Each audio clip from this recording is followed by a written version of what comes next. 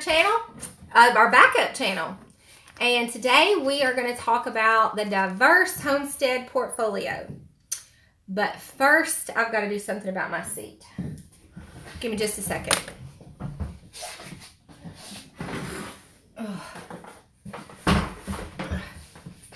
There. There, that's a little bit better. Toolbox works. All right. Let's see. There we go. Much better. Hey, Music Well, good to see you. I put a notification up on the other channel, so hopefully people will get it. I don't know. But anyway, for those of you that don't understand why we have to live stream on this channel, it's because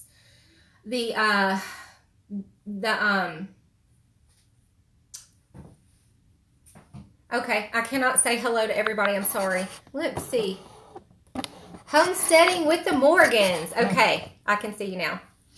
For those of you that don't understand why we can't live stream on our other channel, there is a piece of legislation being brought forth called HR 4918. HR 4918. And it basically considers white people, conservative people, Christians, patriots, all terrorists. And so if you have not heard about that piece of legislation, we covered that on our other channel, and we were part of the purge, I guess you could say, that got, everybody got strikes about a month ago or a month and a half ago. Anybody that talked about anything conservative got purged from Facebook, got purged from Twitter, got purged, or strikes against you, or some type of, whatever. So we got a strike against our account, which I thought you had to have 3 in order to be banned from live streaming, but you only have to have 1. And so we can't live stream on our main channel. So this is kind of our live stream channel. So just to let you know what's going on, that's why I have to do it on this backup channel. Okay? So moving on. The homestead portfolio is something I wanted to talk about for a long time. Basically, the idea is to pull yourself outside of the box and stop thinking about investing money in the stock market, 401ks, a savings account, a checking account, anything that is not tangible. In order to survive a collapse, money will be worthless. And this doesn't have to just pertain to a collapse. It could be a situation where there's a flood in your area, or a tornado, or a death of a spouse. When your money is tied up and several other people are between you and your money, or several other computer systems, you have screwed yourself. If you need to get to that money, you can't. And Hurricane Katrina, that was one of the best teachers ever. When Hurricane Katrina hit New Orleans and the Gulf Coast of Mississippi, several people came to Memphis, where I was living. We lived outside of Memphis in the next county over. And people had no money. They had no clothes. They had nothing. All they had gotten was gas on the way. By the time they got to like the Memphis area or Jackson, Mississippi, driving north, their cards quit working. So they had nothing. They had no food. They had no clothes. They had, just enough gas to get to whatever city they could get to where they knew someone or whatever. So if you're thinking about homesteading, the major thing that I would say is to invest in capital, and that is a tangible capital, something that you can sell if you need to. I'll tell you this, 2 days ago, I just sold a tractor with a bush hog on it. Bam. That was capital, and I no longer needed it, so I could sell it, and that put tangible money in my pocket. It was all done, because I owned something. When you don't own anything, when everything is on credit and when everything is tied up in a loan or a bank, then when something happens, you're screwed. That tractor capital needs to be able to earn you some type of a profit. The profit does not have to be monetary. And it also needs to satisfy a need. The tractor could mow the grass with a bush hog. The tractor can till a garden with a tiller. The tractor can be sold and put in my hands tangible money. The tractor can be used to grow food. So this is kind of the idea, that you stop thinking about investing in things that are not tangible. We need to be thinking about things that are tangible, because if anything ever were to happen, you're screwing yourself, because there's too many middlemen between you and your money. There's no reason you should ever have somebody else between you and meeting your needs. And that's what I saw when I started homesteading, was that I don't need a grocery store to supply my children with food. I need to be able to do that. I don't need that middleman there. So I would say homesteading is a lot about doing away with the middleman. Being able to provide your own food, being able to make your own soap, being able to sew your own clothes. Can you do these things? So let's start out with the number one item that I would say is most important when you get into homesteading, and that is your infrastructure. Your infrastructure is your home, your storage buildings, your fencing, your buildings for your animals. Those things need to come first. If your infrastructure is not sound, if your fences aren't up to par, we've witnessed that firsthand. We've got old fencing up now where we're at, and some of the cows have gotten out. And I had one in the road in the middle of the night, but we got rid of her, so that did away with that. You have some animals that are going to push the limits more than others.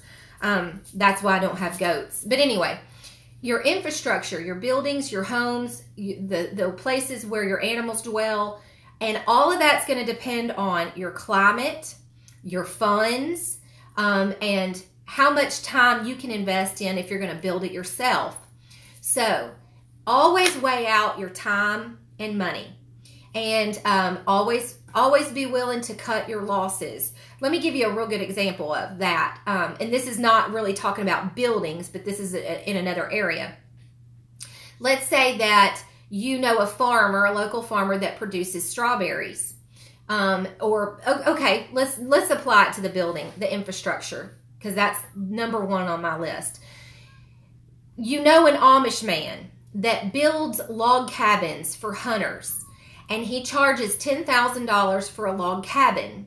Well, would it be cheaper to go ahead and you could build it for $5,500, but that's going to take every day away from your job, or every day away from your growing your own food. You know, if you're a nursery, if you have a nursery, or every day it's going to cost you money if you have to do it yourself.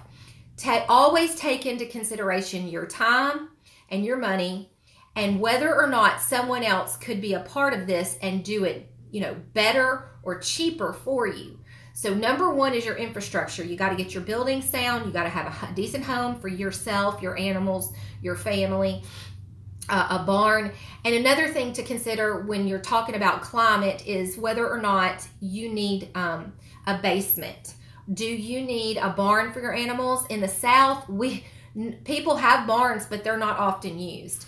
People who live up north, like in Wisconsin, big family homestead, yeah, they need barns because the winter is so cold and they have lots of snow. And we didn't get any snow this year. I take that back. It dusted. We did get a dust. It was gone by the end of the day. So yeah, we did have one snow day. In fact, we have it on camera where the kids and I and Ben took them around on the gator and went to play. But where you live and your infrastructure, your animals are going to stay, what the climate is number one. Number two, the size, and I would say within that infrastructure also needs to be how you're going to heat your facilities, from your electricity to your water to your well. Are you going to have community water? Are you going to be on city water? Remember that middleman that you want to cut out. For one, it's a cost. Why do you need to pay somebody else to get something that God gives you freely? So if you can afford to have a well put in, then you're eliminating a middleman. Should something happen to the city water supply, you're sitting pretty while everybody else is, doing without. Another thing to think about is how much space you need, whether it's your home. This is kind of in buying your property under the infrastructure thing. How much space that you're going to need in buying your home, as well as how many acres you're going to need. Are you going to do large animals, or are you going to do small animals?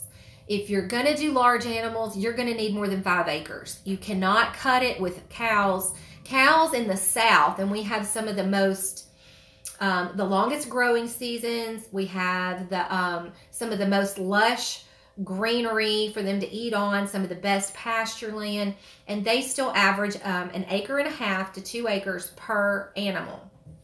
Of course, you can supplement with feed, but then that's a cost. A lot of people, and I see women do this all the time, a lot of people will overdo in an area, and they'll end up shoveling money out at these animals for veterinary visits, for feed, and it's like, you're not doing yourself any favors.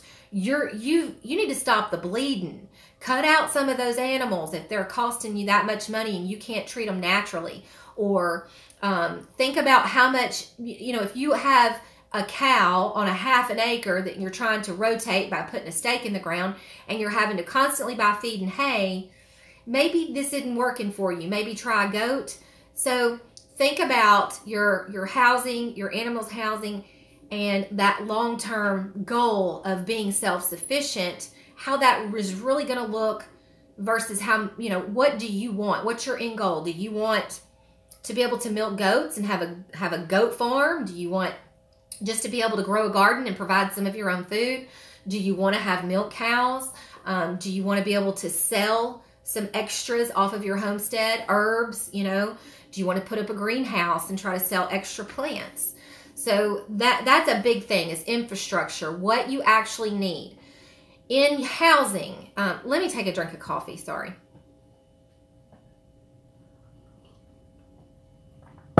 When it comes to housing you and your family, I do know that the tiny house movement is big, and it's a great way to get into a building without investing a lot of cost. However, be realistic when it comes to how many people are in your home, everything that you're going to be doing in your home. For instance, canners, jars, those things take up lots of space. Do you sew? Do you have sewing machines? Do you have a serger? Do you have all this equipment for canning? Do you have things coming in and out of your house constantly, like equipment? A tiny house doesn't fit the bill for a larger family or a very active family. I am being honest with you. If you have a small family, 4 or 5 people, I would say is small to us. We have 9 to 10. We have 9 people in our family. We have 10 because Ben's brother comes over a lot. So we have 10 people here 90% of the time. But we're outside a lot, and our house is like 1900 square feet, maybe 2,000 square feet, and we're still packed in. I'm still running into places where I need to find somewhere else to put my canning jars, or my canner is here, there, yonder, and I want it up off the ground, and I wish I had a shelf for it, or whatever. So you can make small spaces work with lots of bookshelves, but be realistic about your housing facilities. For animals in the South, they just need a lean-to. That's all that you need, is like a spot to milk them and a place for them to come in when it's snowing or cold or really rainy. But for the most part, the animals down here don't even need a dwelling place. So depending on where you live, north, south, east, west, your climate's going to bring in a lot of that. You pay attention to that, because that's going to play a big factor in what the needs of your family and your animals are. You don't want to set a little shed tiny house up in Michigan with no insulation and a whole bunch of kids. So really think things through about where you're going to be living, about the type of way, the ways you're going to heat your house, how you're going to provide yourself water. Think those things through before you jump in and try to make it all work, because I've seen people burn out. I've seen people, go at it haphazardly and it ended a disaster. Number 2, so that covers infrastructure, dwelling places, that kind of thing. Number 2, the second most important thing that you're going to need to think about when you homestead, and this is investment. Well, let me go back to infrastructure and cover one more thing. Time is money. And when you think about things like building your house or putting up fencing, you not only might find it cheaper to pay someone else to do it, but you need to think about the cost involved in certain things like fencing. I know it was about $5,500 to fence in 10 acres at my other place. That was T-posts, that was treated posts, that was barbed wire, that was those twisty U-nails that go around the T-post, and we put it all in from start to finish, and it was about $5,500. Now, we could not afford to pay somebody to do that. We didn't have the money, so we did it ourselves, and we did it in increments. We fenced in. Okay. Hey, Backwoods Raised. Got a lot going on today. Good to see you. Sorry it stopped. Another thing to think about is cost and how you're going to make that happen. So if you divided that $5,500 up, which is what we did, we fenced in about 5 acres the first time. That was about $2,500, maybe $3,000, and then we fenced in the back 5 or 6 acres. It might have been 11 acres total, but we did it on income tax return money. So when you think about these huge purchases, except for having to have maybe a mortgage, I don't do any credit whatsoever. None whatsoever. No credit cards, nothing. So whenever there is an opportunity to have a lump sum of money come in, I'm not paying bills. I'm able to invest it in capital. So this last go round, we decided to invest in a porch. Ben's building the porch out back. Another thing to think about is, when you have sick days at work, or if you take vacation time, or you let that build up and you get paid for it. Anytime you have a lump sum of money come in, put it towards capital. Put it towards a tractor. Put it towards a tiller. Put it towards fencing. Put it towards an animal. Those are long-term, tangible investments. If you did not actually milk the cow, but you bought a milk cow, and after 6 months you decided that wasn't for you, you can sell it and get your money back. It's not going to lose value. Animals will come and go up and down a little bit. Price per pound on hoof, you might have to take a small loss, but you'll still be able to get some money, if not all of it, back. Another thing to think about is, I'm sorry, I have to watch little ones outside while I do this. Another thing to think about is number 2 on this list, and that is equipment. When you start to homestead, you're going to realize that you need certain pieces of equipment. You may need cattle panels. You may need a tractor. You may need that tiller. You may need one of the best things that I've ever purchased, ever, was a T-post puller, because as a woman, it's hard to get those T-posts out of the ground when the season's over with. So a simple T-post puller, it was like $75 at Tractor Supply. That was a huge back-saving investment. How much did it save me at the chiropractor, Equipment, equipment, equipment. Again, it's all tangible. You can sell it off if you're not going to use it. Those are things that you will need in order to make other things happen on your homestead. So tractors, tools. A lot of people don't think of equipment as important, but it is so important to have the right tool. Hey, Wee Tree.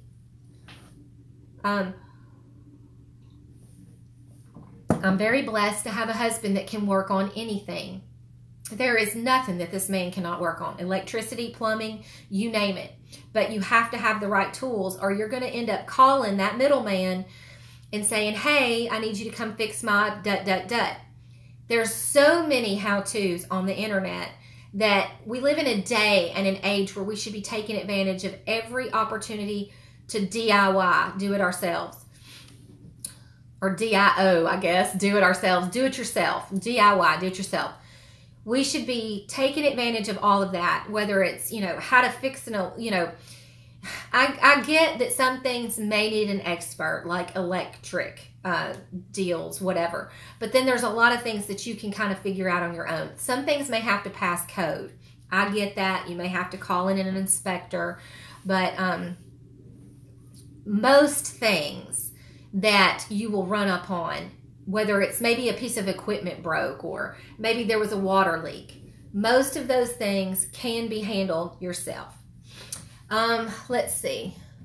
Moving on. Equipment, the right tools. Number 3 is going to be your food. Once you've gotten your infrastructure set and once you have the right equipment, you need to be working on food. And this food can be broken up into vegetables, fruits, animals, all those types of things. Water, I would put up under infrastructure in how you plan to heat and water your facilities. But solar, I want y'all to please go and check out Off-Grid Sweden. He just put up solar in his home, and he has a small section in Sweden where it's like more like an urban homestead. And he put up solar panels, and he was able to get it for, he said, 1.3 American dollars, US dollars per watt. So whatever wattage it takes to run his home and homestead, it was only about $1.30 per watt. So anyway, solar is becoming more efficient. It's also becoming a lot more beneficial in cost, if you want to say. It's becoming cheaper. I mean, that's the lazy man way of saying it. It's becoming a lot cheaper. I know that there are companies in Canada and even in Europe that have a lot better prices on their solar than the ones in America. So that's another thing to think about. If you're going to be using, I know some Amish friends of mine that have solar setups, and they don't have connections to the grid because they just limit their solar to a refrigerator and a small water pump and things like that. They don't try to run a whole house like most Americans. So if you're trying to run a whole house, that may not work, but it is a great option for backup. It would be a really good idea to consider that as a piece of equipment to invest in for, let's say, SHTF type situations. All right, back to number 3. We kind of went backwards on that. I just wanted to touch on the solar because it's crucial. Well is crucial. Solar is crucial. Learning these alternative means of power are just totally crucial. Food. Back to food. Growing your own food. Be realistic, but get started. A lot of people, our garden's going to have to be tilled up and redone. But that's okay because I've got tons of seeds that I've been saving for years. So it's really not going to be that big of a deal. If you will get started doing what you can where you are, and that is, you may just have I started homesteading on 1/4 of an acre in a subdivision, and I tilled up half the backyard, and we planted corn and watermelons and lettuce and some green beans. So you can do something wherever you are right now. Get started learning the skills so that before you move to a bigger place, you already know how to do it, what the soil will require in terms of nutrients and things like that. As far as animals go, you need to be that middleman. I cannot stress enough how much you need to be the middleman. Get rid of the middleman. Everything from becoming your own barber to becoming your own mechanic to becoming your own vet. That is probably where you're going to save all your money. You can buy shots for puppies. I was breeding German Shepherds last year, and for the last couple of years. I'm not right now, but I was. You can buy shots. You can buy wormer at the feed stores. You can give shots to those puppies for $5. You can give them their first round of shots. If you needed to give all 3 of the first sets, you can go get the shots and get the, the first, I think it's every couple of weeks. I can't remember if it's like 4 weeks, 6 weeks, and 8 weeks, or 6 weeks, 9 weeks, and 12 weeks. I'd have to go back and reread it. But when you give them their shots, you can get those shots for $5 a piece rather than having to go to a vet and pay him $100 per visit. So if you're looking to save money, you've got to be your own middleman. I cut Ben's hair, he trims mine. I cut all the kids' hair if the kids get haircuts. Again, if anything needs fixing on the farm, he fixes it. You have got to cut out the middleman as much as possible. I don't even think a vet will come out here. You can buy all your animals' antibiotics over the counter. You can buy their shots over the counter. You can buy just a wormer over the counter. Eliminate the middleman. When you have a flock of 10 chickens and you're taking those chickens to the vet, and I see women do this all the time. You're taking one of those chickens to the vet, and the goal was to have the chickens to produce the eggs, and you're barely making it as it is because you're dumping tons of money into your non-GMO feed when you could just let them free range. Then you're turning around, you're shelling out $150 to a vet for a stupid $6 chicken. You've got to learn how to cut your losses. And women especially. It sounds cruel, but the truth is that these are animals. And yes, we should take good care of our animals, but they're still animals, and not like coddle them like people. We want them to live. We want them to thrive. We want them to be healthy. But, it might be more humane to put the animal down than to try to nurse it back to health and spend $300, $400, $500 on a $10 chicken. I've seen this happen so many times, and it's like you're stepping out of reality, and you're wanting to put what kind of like care you would into a child into this animal, and you're just blowing your money. And it makes homesteading miserable when you've got all these leaks and these holes, and you need to be stopping the bleeding. So learn when to cut your losses, especially when it comes to the animals. Invest in animals that you can take care of without overdoing it. For instance, I had 50 turkeys at one time. I was able to sell some of the turkeys. The rest of them I put in the freezer or canned, and then the rest I gave away because it was cheaper for me to go ahead and get rid of those turkeys at that point in time than to continue to feed them. So try to judge where your money is going and where you might have leaks. So if we have 5, 6 cows now. We had one milk cow that would not breed. That was Annabelle. And we had a bull that had done his job. He had bred the other female cows. So it was time to sell those off because although we loved Annabelle and the bull, those animals almost become like your family, you still have to live in reality, and you still have to realize they are animals. We're just feeding them for nothing. He's done his job. He bred the females, and she is not breeding, so she's got to go. Bam. Move on with life. So that's one area that I think especially women have a hard time with, and doing the homestead thing for survival kind of goes out the window, and it's like fairy tale land. You just got to learn where to cut your losses. So, and when it comes to vegetables, when it comes to fruits, those things that you can easily sustain. I tried for years, and I threw money at trying to grow cherry trees. Well, I live in a climate that never hardly ever gets below freezing, and cherries have to have like freezing temperatures 100 days out of the year.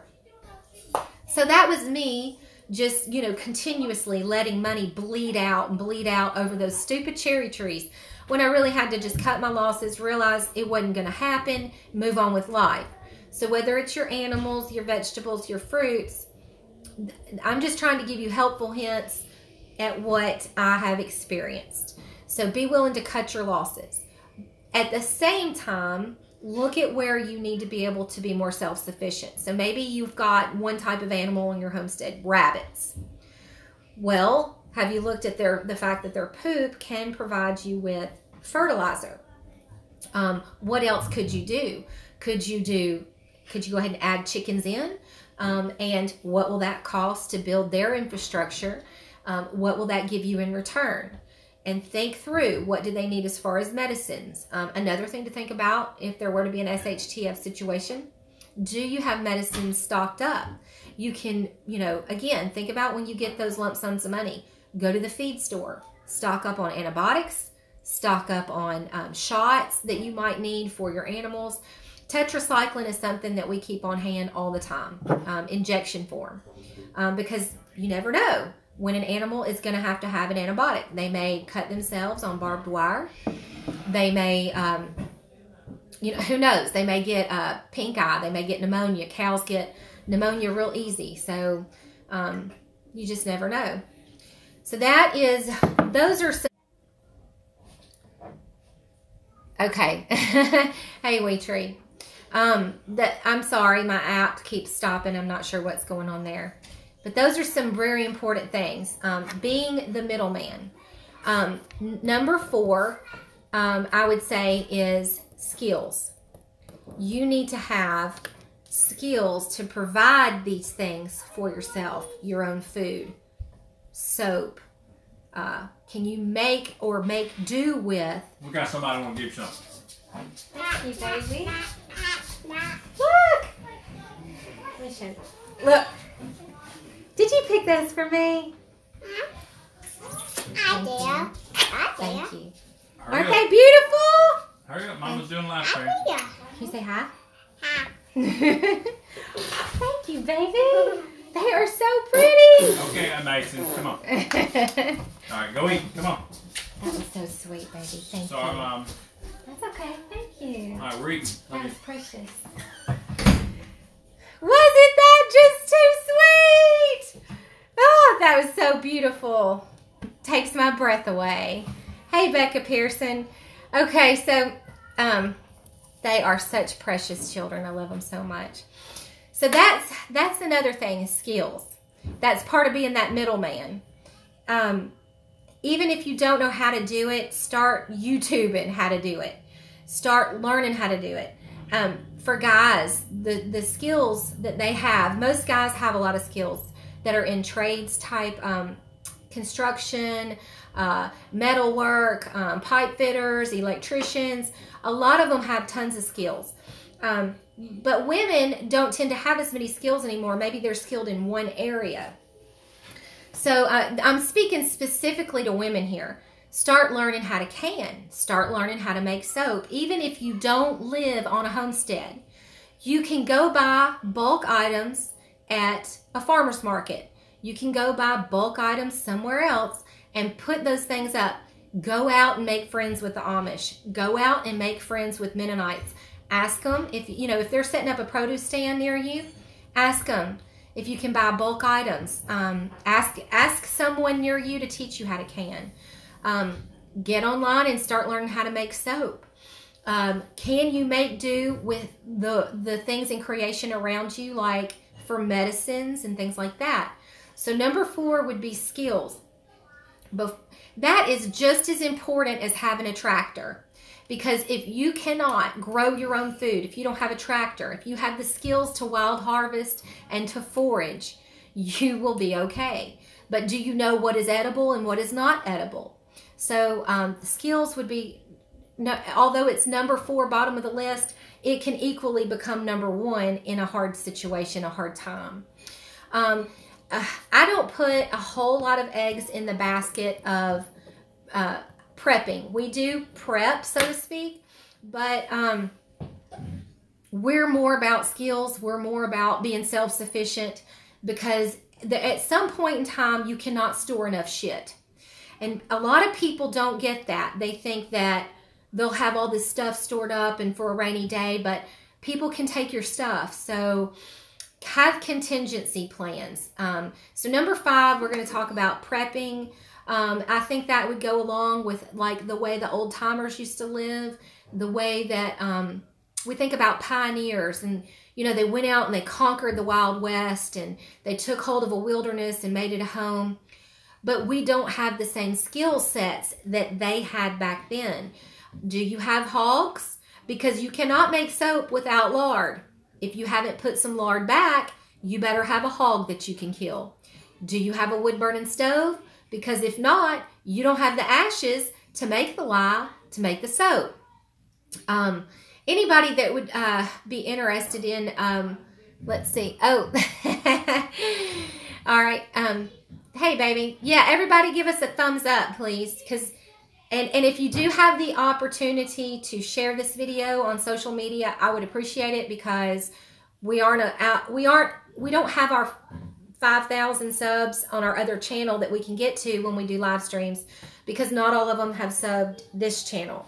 So if you can share it on social media, please do. But number 5, I would say, would be prepping, but I would also say that it ties into number 4, skills, because you can only store so much shit. So if you don't know how to make soap from scratch, you might want to think about learning how to do that. If you haven't put up, let's go back to number 2, equipment. Have you considered not just tools that you might need, whether it's a saw, whether it's a hammer? Have you considered, oh, thank you so much, Carla. Have you considered a wringer for washing clothes outside? So that's something that I love to wash clothes outside. So if our washing machine breaks, we throw the clothes in a huge cart that goes on the back of the gator or a 4-wheeler, wash the clothes, and we have the hand wringer. It's a Gallagher, I think it is, and you can find them on Amazon. They're about $120, and you can wring the clothes out outside and put them up on the clothesline, no problem. So if you don't have the right equipment, if you don't have the right skills, learn it before you buy your homestead. Start practicing those things wherever you are, because once you get there, you'll have a leg up.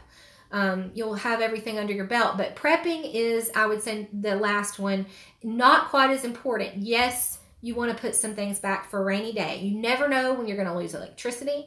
You never know when there might be a riot, because there are some fools out there that want to whine about their life in fairy tale land not being perfect, because they might actually have to get up off their ass and work, and they don't want to do that. So if their food stamp card were to be shut off one day, which you can YouTube that, there has been practices at shutting off food stamp cards, and what that has done for a Walmart in a certain city. There are several YouTubes you can check out on that. Trump has just initiated these food boxes in order to cut back on the amount of money given to the food stamp budget. He's doing these food boxes. Well, a lot of people are ticked about that because, and I know this firsthand because I've seen it. Food stamps can be sold 50 cents on the dollar. That dollar can be, paid in cash. Person can go buy drugs or whatever they want with it. So by eliminating money on a food stamp card and giving someone food, you eliminate the other things that can be done with it. So sending out food boxes has really pissed a lot of people off. So, if there were to be a situation in your area, and I would avoid all metropolitan areas as much as possible anyway, but if there ever were to be a situation, do you have skills over supplies stored? Because yes, storing things is a good idea, but they can always be taken. So you need to think about skills over preps. That's just always been my motto. I would much rather teach my kids how to identify some wild foods and where to find sources of water than just rely on, well, we have some things put back. Because what if something happens and there's a flood and those things get washed away? So I'm going to go ahead and this is the 39-minute mark. So I'm going to go ahead and get off here. But invest in yourself, in your skills. Invest in your equipment. Invest in your infrastructure. Those are capital. And cut out that middleman. Quit going out to eat. Cut off that damn TV. Your kids don't need that shit being funneled into their brain. Why do you think they call it pre-programmed television? Because that's what's happening. Your kids are being pre-programmed.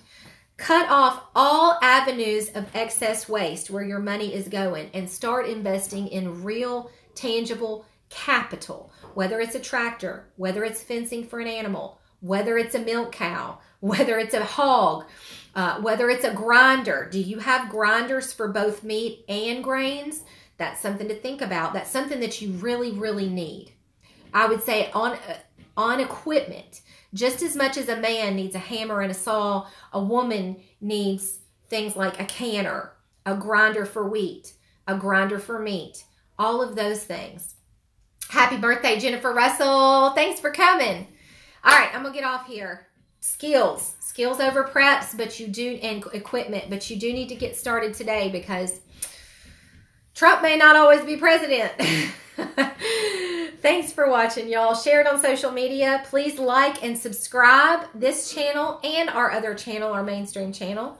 And when we get our porch roof on and we get our garden replanted, we'll get those videos up. Y'all have a great day.